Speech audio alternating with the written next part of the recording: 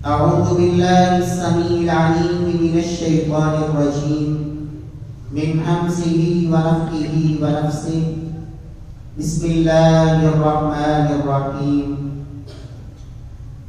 ويعبدون من دون الله ما لا ينفعهم ولا يضرهم ويقولون هؤلاء شفعاؤنا عند الله قل أتنبئون الله بما لا يعلم في السماوات ولا في الأرض سبحانه وتعالى عما يشركون وقال الله سبحانه وتعالى من ذا الذي يشفع عنده إلا بإذنه. معزز سامعین کرام، محترم بھائیوں، بزرگوں، دوستوں، معززات ماؤں اور بیٹوں، مشرکین مکہ ان کا یہ عقیدہ اور نظریہ تھا کہ اللہ کی ذات کے علاوہ ہم جن کی پوجا کرتے ہیں، ہم ان کو اللہ کی طرح الہ مان کے پوجا نہیں کرتے. ما نعبدهم الا ليقربونا الى الله زلفى، ہم تو ان کی عبادت صرف اس لیے کرتے ہیں کہ ہمیں یہ اللہ کے قریب کرتے ہیں. اور هؤلاء شفعاؤنا عند الله، وہ کہتے تھے کہ یہ لوگ ہمارے اللہ کے ہاں سفارشی ہوں گے.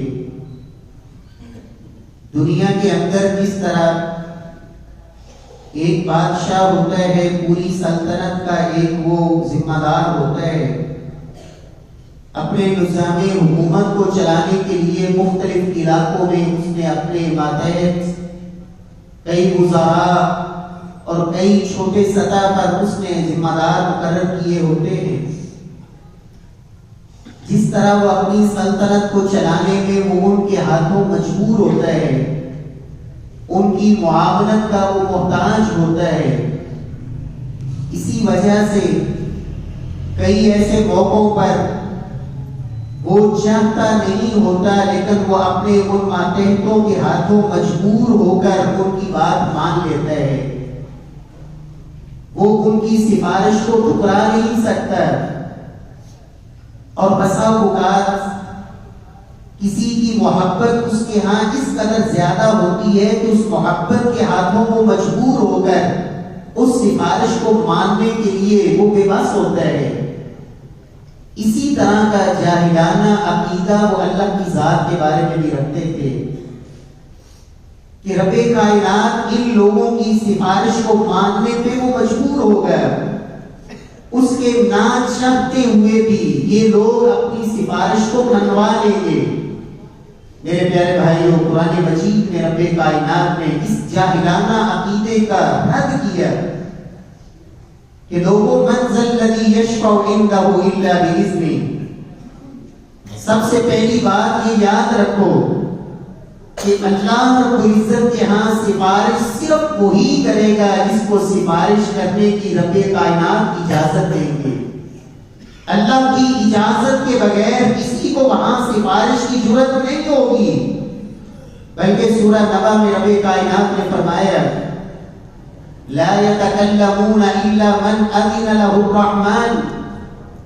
سفارش کرنا تو دور کی بات ہے، قیامت کا دن وہ ایسا دن ہوگا جہاں رب کی اجازت کے بغیر کوئی کلام کرنے کی اور بات کرنے کی بھی جرات نہیں کرے گا. کسی کو بات کرنے کی بھی ضرورت نہیں ہوگی.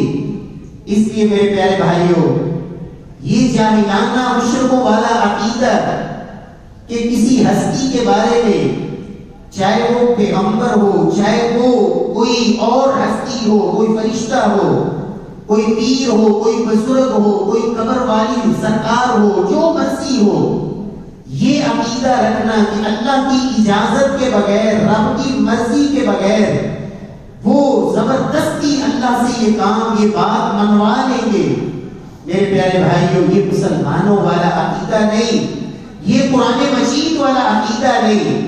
اللہ رب العزت ہمیں یہ عقیدہ نصیب فرمائے جو قرآن مجید میں رب نے بتایا، من ذا الذی یشفع عندہ الا بإذنہ، لوگوں رب کے ہاں سفارش صرف وہی کرے گا جس کو اللہ اجازت دیں گے۔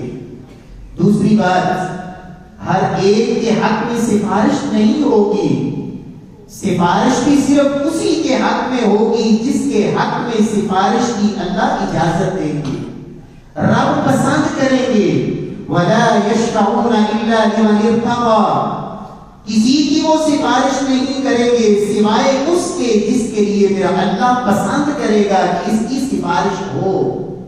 اللہ کی پسند کے بغیر جس کے لیے رضی اللہ الرحمن قولا، اللہ پسند کریں گے کہ اس کے لیے سفارش ہو، اس کے حق میں صرف سفارش ہوگی۔ اور تیسری بات، مشرک کے لیے کسی کی بھی سفارش نہ اللہ اجازت دیں گے اور نہ اس کے حق میں کوئی سفارش قبول ہوگی۔ جناب ابراہیم علیہ السلام جد الانبیاء، خلیل الرحمن، خلیل اللہ کا لقب پانے والے، پاک مشرک دنیا سے گیا۔ جناب ابراہیم علیہ السلام اپنی آنکھوں کے سامنے اسے جہنم کی طرف جاتا دیکھیں گے، لیکن جناب خلیل اللہ اس مشرک باپ کے حق میں سفارش نہیں کریں گے، اس لیے کہ قیامت والے دن کوئی بھی نسبی تعلق وہاں کام نہیں دے گا۔ رسول اللہ صلی اللہ علیہ وسلم نے اپنے نسب والوں کے نام لے لے کر کہا، اے قریش، اے بنو فہر، اے بنو عدی، اے فلان، اے فلان، اے میری پھوپھی صفیہ، اے میرے چچا عباس، اے میری بیٹی فاطمہ، سب اپنے آپ کو جہنم سے بچا لو، لا اغنی عنکم من اللہ شیئا، یہ سمجھ لو کہ یہ نسب تمہیں کام دے جائے گا۔ من قطع به عمل لم یسری به نسب، جس کے اعمال میں اسے پیچھے چھوڑ دیا اس کا نسبی تعلق سے کوئی فائدہ نہیں دے گا۔ رسول اللہ صلی اللہ علیہ وسلم کی تعلیمات سے ہمیں معلوم ہوتا ہے کہ قیامت والے دن مشرک کے حق میں قرآن مجید نے بھی یہ اللہ نے فیصلہ دیا، فما تنفعهم شفاعۃ الشافعین، وہ لوگ جو قیامت کو جھٹلانے والے، اللہ کے ساتھ شرک کرنے والے، دین کا استہزاء اور مذاق اڑانے والے، فی جنات یتساءلون عن المجرمین ما سلککم فی سقر قالوا لم نک من المصلین ولم نک نطعم المسکین وَكُنَّا نَخُوضُ مَعَ الْخَائِضِينَ وَكُنَّا نُكَذِّبُ بِيَوْمِ الدِّينِ۔ اللہ نے فرمایا مجرم لوگ، ان سے پوچھا جائے گا جہنم میں کیوں گئے؟ کہیں گے ہم نماز نہیں پڑھتے تھے، ہم مسکین کو کھانا نہیں کھلاتے تھے، ہم قیامت کے دن کو جھٹلاتے تھے، ہم دین کا مذاق اڑاتے تھے۔ اللہ فرماتے ہیں فَمَا تَنفَعُهُمْ شَفَاعَةُ الشَّافِعِينَ، ایسے لوگوں کو سفارش کرنے والوں کی کوئی سفارش بھی فائدہ نہیں دے۔ پیارے بھائیوں، سب سے پہلے سفارش وہاں کون کرے گا؟ جناب محمد رسول اللہ صلی اللہ علیہ وسلم۔ اللہ کے رسول صلی اللہ علیہ وسلم فرماتے ہیں انا سید ولد آدم یوم القیامہ واول من ينشق عنه القبر واول شافع واول مشفع۔ آپ فرماتے ہیں میں جناب آدم کی پوری اولاد کا سردار ہوں اور سب سے پہلے میری قبر کھلے گی، وَأَوَّلُ شَافِعٍ وَأَوَّلُ مُشَفَّعٍ، میں سب سے پہلے سفارش کروں گا اور سب سے پہلے جس کی سفارش کو قبول کیا جائے گا وہ بھی میں محمد صلی اللہ علیہ وسلم۔ پیارے بھائیو، رب کائنات ہمیں آپ صلی اللہ علیہ وسلم کی سفارش اور شفاعت اللہ ہمیں نصیب فرمائے۔ پیارے پیغمبر صلی اللہ علیہ وسلم فرماتے ہیں اللہ رب العزت نے مجھے جو معجزات اور جو خاص اللہ نے مجھے چیزیں عطا کی، اعطیت خمسا لم یعطہن نبی قبلی، 5 باتیں خاص اللہ نے مجھے عطا کی جو کسی نبی کو عطا نہیں کی۔ ان 5 باتوں میں سے ایک بات اعطیت الشفاعۃ، قیامت والے دن رب نے مجھے شفاعت کا حق عطا کیا ہے۔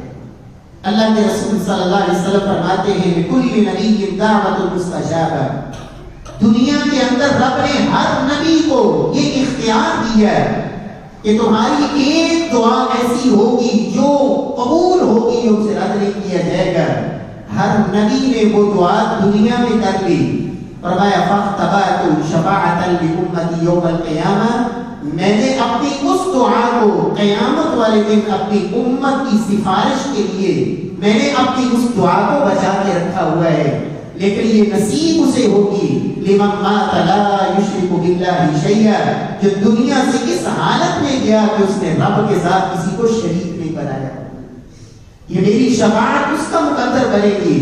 پیارے پیغمبر صلی اللہ علیہ وسلم فرماتے ہیں اللہ نے مجھے اختیار دیا، خیرت بین الشفاعہ وبین ان یدخل نصف امتی الجنہ، رب نے مجھے اختیار دیا کہ محبوب دو باتوں میں سے ایک بات اختیار کر لو، یا تو تمہاری آدھی امت کو میں جنت کا داخلہ دے دیتا ہوں، یا پھر اپنی امت کے حق میں تم شفاعت کر لو، دو باتوں میں سے ایک اختیار کر لو۔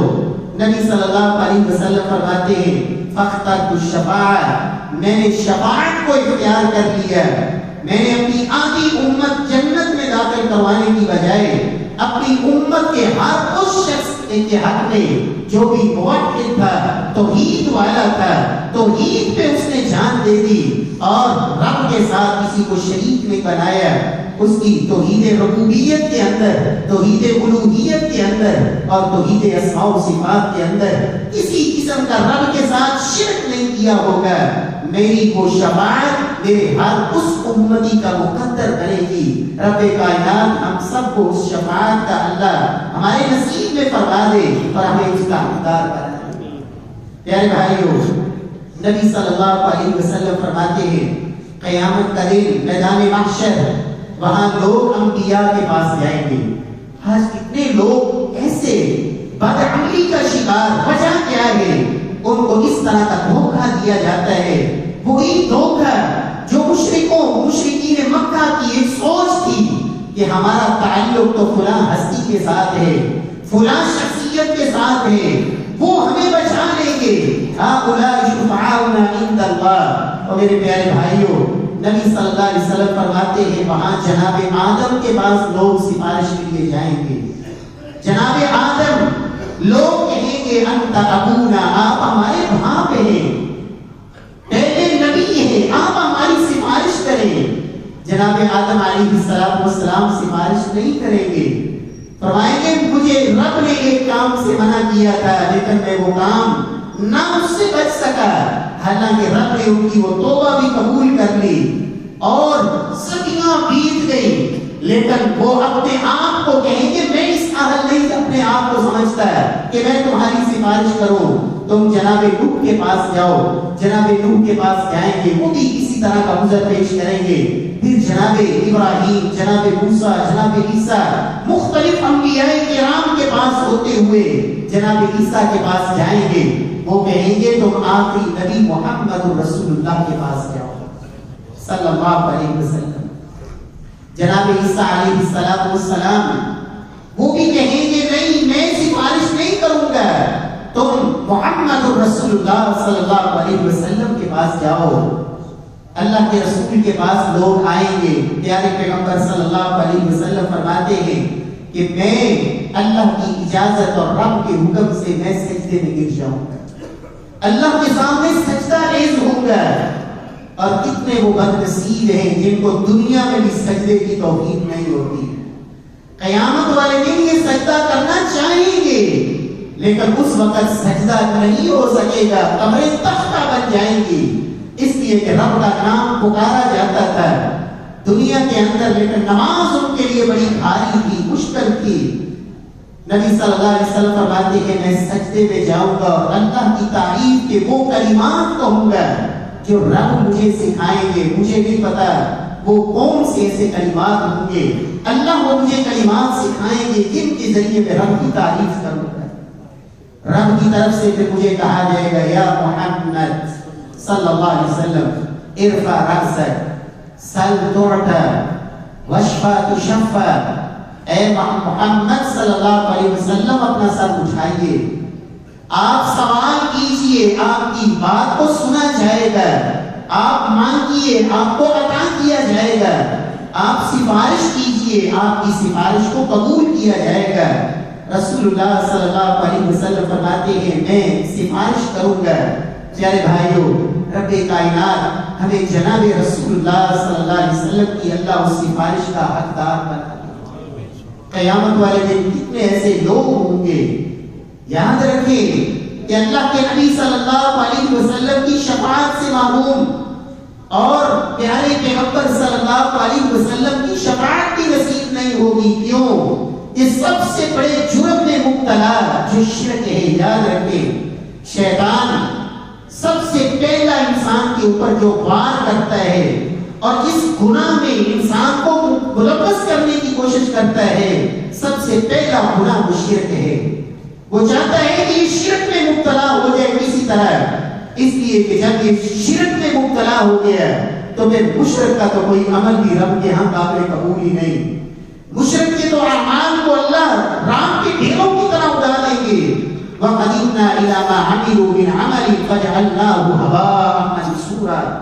اور مشرک پر میرے رب نے جنت کو حرام کر دیا ہے۔ إِنَّهُ مَن يُشْرِكْ بِاللَّهِ فَقَدْ حَرَّمَ اللَّهُ عَلَيْهِ الْجَنَّةَ۔ اللہ نے مشرک پر جنت کو حرام کر دیا۔ اس لیے شیطان کی سب سے پہلی کوشش یہ ہوتی ہے کہ کسی طرح اس کو توحید سے ہٹا کے شرک پر لگا دیا جائے۔ اگر وہ اس میں کامیاب نہ ہو تو پھر دوسرا وار یہ ہوتا ہے کہ وہ اس کو بدعت میں مبتلا کرتا ہے۔ اس لیے کہ جو بدعتی ہوتا ہے اسے بھی زندگی بھر توبہ کی توفیق نہیں ہوتی، اس لیے کہ اس نے اس گناہ کو گناہ سمجھ کے نہیں کیا ہوتا ہے، اس نے اسے نیکی سمجھ کے کیا ہوتا ہے۔ اس لیے رب کائنات نے بدعتی کے لیے توبہ اس کو رکاوٹ بنا دیا ہے اور بدعتی کو توبہ کی توفیق نہیں ہوتی۔ کیوں؟ اس لیے کہ اس نے اس گناہ کو گناہ سمجھ کے نہیں، گمراہی سمجھ کے نہیں، ضلالہ سمجھ کے نہیں۔ کل بدعۃ ضلالہ وکل ضلالۃ فی النار۔ ہر بدعت گمراہی اور ہر گمراہی کا انجام جہنم ہے۔ بدعتی نیکی سمجھ کے وہ گناہ کو کر رہا ہوتا ہے، اور جو شخص کسی گناہ میں مبتلا ہوتا ہے اس کو پتا ہو یہ گناہ ہے تو کسی کے سمجھانے سے، کسی کے بتانے سے، کسی موقع پہ اس کو خوف آ جاتا ہے اور وہ پلٹ آتا ہے۔ لیکن جس نے اس گناہ کو گناہ سمجھ کے نہیں نیکی سمجھ کے کیا ہے، وہ زندگی بھر اس پہ اڑا رہتا ہے، ڈٹا رہتا ہے، دلائل ڈھونڈتا ہے اپنی اس بدعت کے دفاع میں۔ اس لیے شیطان کا شرک کے بعد دوسرا بڑا مال یہ ہوتا ہے کہ اس کو بدعت کی طرف لے جائے۔ اور قیامت والے دن کچھ لوگ آئیں گے اللہ کے نبی کے حوض پر، دیوار حائل کر دی جائے گی، کہا جائے گا انک لا تدری ما احدث بعدک۔ آپ نہیں جانتے کہ آپ کے بعد انہوں نے دین کے اندر کیا کیا چیزوں کے اضافے کر دیے تھے اور کس قدر دین کو بگاڑ دیا تھا، بدل ڈالا تھا، دین میں اضافے کر دیے تھے۔ شیطان جب بدعت پر بھی وہ کامیاب نہیں ہوتا ہے تو پھر تیسرا بار یہ ہوتا ہے، اس کی کوشش ہوتی ہے کہ کسی طرح اسے کسی کبیرہ گناہ میں مبتلا کیا جائے۔ کبیرہ گناہ اس لیے کہ کبیرہ گناہ اس کی توبہ ضروری ہے۔ کبائر ہلاک کر دینے والے گناہ ہوتے ہیں، انسان کے لیے تباہی کا ذریعہ بننے والے گناہ۔ شیطان پھر یہ وار کرتا ہے، اور اگر اس میں بھی کامیاب نہ ہو تو پھر وہ صغیرہ گناہ، چھوٹے گناہ، ان کے اوپر پھر اصرار کروانا، ڈٹ جانا۔ اگرچہ گناہ چھوٹا ہے لیکن جب وہ بار بار کیا جائے، اس کے اوپر اصرار کیا جائے تو پھر وہ بھی صغیرہ نہیں رہتا، چھوٹا نہیں رہتا، وہ بھی ہلاک کر دینے والا گناہ بن جاتا ہے۔ اگر یہ بھی چال نہ کامیاب ہو تو پھر شیطان کسی ایسے مباح کام میں جس کا نہ دنیا میں فائدہ ہے نہ آخرت میں فائدہ ہے، اس فضول کام میں اس کو الجھا دیتا ہے کہ کم از کم یہ عبادت تو نہ کرے، اللہ کے سامنے جھکے تو نہ، نیکی تو نہ کرے، مباح جائز کاموں میں ایسا الجھا دیتا ہے جس کا نہ دنیا میں فائدہ نہ آخرت میں فائدہ، بس وقت کا ضیاع، کہ زندگی کی سی گھڑیاں ضائع تو ہوں۔ میرے پیارے بھائیوں، دشمن اس قدر محنت کرتا ہے لیکن میں اور آپ بے پرواہ، کوئی پرواہ نہیں اپنے گھر کے بارے میں، اہل خانہ کے بارے میں، اہل محلہ کے بارے میں۔ محمد رسول اللہ صلی اللہ علیہ وسلم اس قدر تڑپ تھی امت کے لیے، کہا لوگوں تم جہنم میں چھلانگیں لگا رہے ہو اور میں تمہیں پیچھے سے پکڑ پکڑ کے کھینچ رہا ہوں کہ کسی طرح یہ لوگ جہنم سے بچ جائیں۔ پیارے بھائیو، اللہ کے نبی کی شفاعت کس کا مقدر بنے گی؟ نبی صلی اللہ علیہ وسلم سے سیدنا ابو ہریرہ نے سوال کیا، من اسعد الناس بشفاعتک یوم القیامہ، اے اللہ کے محبوب مجھے ایک سوال کا جواب دیجئے، سب سے زیادہ وہ خوش بخت انسان کون ہوگا جو آپ کی اس شفاعت کا حقدار قرار پائے گا قیامت والے دن؟ نبی صلی اللہ علیہ وسلم فرماتے ہیں، ابو ہریرہ تمہاری حدیث کے ساتھ محبت اور اس حدیث کا شوق، اس سے مجھے اندازہ یہ تھا کہ یہ سوال تم نہیں کرو گے۔ سیدنا ابو ہریرہ کو اللہ کے رسول نے جواب دیا، اسعد الناس بشفاعتی یوم القیامہ من قال لا الہ الا اللہ خالصا من قلبی او من نفسی، فرمایا سب سے زیادہ حقدار میری اس شفاعت کا وہ انسان ہوگا جس نے لا الہ الا اللہ کہا خالصا من قلبی، خالص دل سے، یہ نہیں کہ صرف زبان سے، خالصا من قلبی او من نفسی، یہ لا الہ الا اللہ، لا الہ تمام معبودات باطلہ کی نفی، الا اللہ ایک اللہ وحدہ لا شریک کی توحید اور یکتائی کا اثبات۔ کچھ لوگ توحید اس کو کہتے ہیں نفی نہ کریں، بس اس بات پہ چلیں، ثابت کریں توحید اللہ کی عبادت، اوروں کی نفی، اللہ نے نفی کو مقدم رکھا ہے، لا الہ الا اللہ تمام معبودان باطلہ جس کی بھی دنیا میں پوجا کی جاتی ہے، فرمایا یہ خالصا من قلبی، اللہ رب العزت ہمیں یہ توحید والی نعمت نصیب فرماتے ہیں۔ رب کائنات اس توحید پر ہی زندہ رکھے اور اس پر ہی اللہ خاتمہ میں ایمان نصیب فرما دے۔ فرمایا سب سے زیادہ میری اس شفاعت کا حقدار وہ موحد ہوگا جس نے اس توحید پر زندگی گزار دی۔ پیارے بھائیو، نبی صلی اللہ علیہ وسلم نے فرمایا دوسرا وہ انسان جو میری شفاعت کا حقدار ہوگا، فرمایا جس نے اذان سنی اور اذان کے بعد اس نے درود پڑھنے کے بعد یہ دعا پڑھی، اللہم رب هذه الدعوة التامة والصلاة القائمة آت محمدا الوسيلة والفضيلة وبعثه مقاما محمودا الذي وعدته، یہ دعا کس نے پڑھی؟ حلت له شفاعتی یوم القیامہ، قیامت والے دن ایسے انسان کے لیے بھی میری شفاعت اس کا مقدر بن جائے۔ اللہ ہمیں اذان سننے والا، اذان کے بول ان کا جواب دینے والا اور اذان کے بعد محبت سے درود پڑھ کے یہ دعا پڑھنے والا، اس امید کے ساتھ کہ اللہ مجھے قیامت والے دن اپنے محبوب کی شفاعت نصیب فرمائے۔ اور تیسرے نمبر پر اللہ کے رسول صلی اللہ علیہ وسلم فرماتے ہیں، من صلی علیہ عشرا حین یصبح وحین یمسی حلت له شفاعتی یوم القیامہ، درود نبی صلی اللہ علیہ وسلم پہ پڑھنا، فرمایا جو بندہ صبح اور شام 10 دفعہ میرے لیے درود پڑھے گا، فرمایا میری شفاعت اس کا بھی مقدر بنے گی۔ اللہ ہمیں مصنون درود پڑھنے کی توفیق نصیب فرمائے جو محمد رسول اللہ صلی اللہ علیہ وسلم نے اپنے صحابہ کو سکھایا۔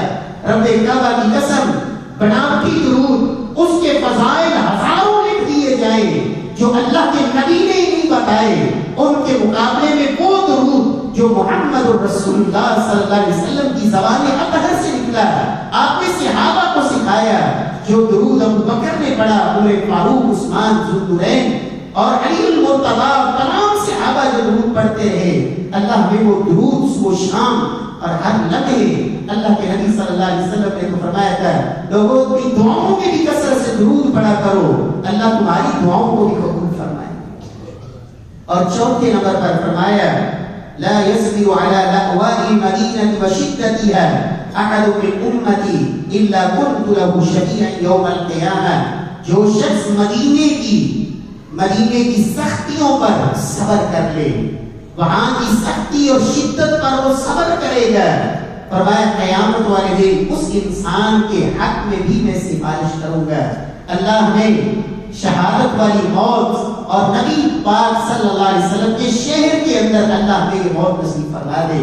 اللہ کے نبی صلی اللہ علیہ وسلم نے فرمایا جس کو اللہ طاقت دے وہ مدینے میں رہے، اسے چاہیے کہ وہ مدینے میں رہے، میں اس کے حق میں سفارش کروں گا۔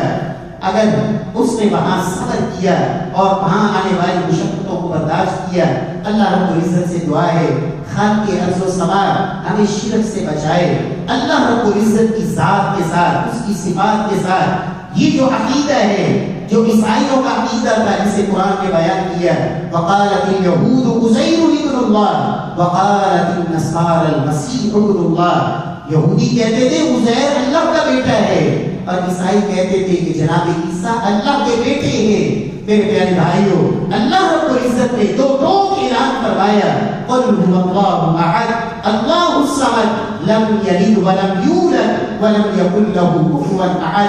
یہ توحید والے بول پہ مشتمل یہ سورت، اس کی عظمت اس قدر ہے، ایک دفعہ پڑھ لے اللہ سورہ قرآن کی تلاوت کے برابر اجر و ثواب عطا فرماتے ہیں۔ یہ توحید والی سورت آپ فجر کی سنتوں میں یہ پڑھتے، مغرب کی سنتوں میں یہ پڑھتے۔ اللہ کے نبی نے اس صحابی کو کہا تھا کہ جس نے سورت سے محبت کی، کہا یہ محبت ہی تمہارے لیے جنت کا داخلے کا ذریعہ بن جائے گی۔ ہر نماز کے بعد آپ یہ سورت پڑھتے، صبح و شام تین پڑھتے۔ یہ توحید والا بول اللہ نے اسی پہ زندہ رکھے اور اسی پہ خاتمہ میں ایمان نصیب فرمائے۔